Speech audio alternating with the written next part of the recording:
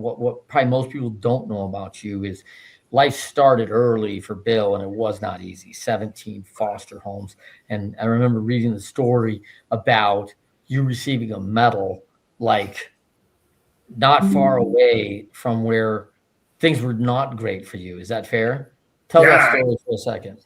yeah, that was one of the biggest stories of the 2002 Olympics. Obviously, being blessed enough to make that Olympic team in my own hometown, and part of my story was the reason that we chose to switch from making the 2000 City Olympics as a decathlete and saying, hey, we've got the Olympics coming to Salt Lake City, Utah. What would that look like if somehow we switched sports that we don't know anything about and made that team? And we just said, you know what, this is an opportunity that we can't just let go. And why not me? And what if we could create that story that the kid who grew up on the streets of Salt Lake City turns his life around to make an Olympic team in Salt Lake City?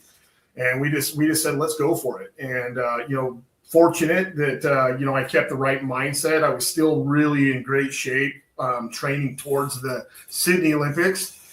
And we just said, let's just go for it. Let's see what happens. And was fortunate to make the team, compete with Team USA 1, win the first Olympic medal for Team USA in 46 years. And, when I had the opportunity to walk out on that stage with my team to receive that Olympic medal, that was the biggest talk, right? They're like, oh my gosh, the guy's done it. Family members, friends, acquaintances all out in the crowd holding up signs saying, Billy, I told you could do it.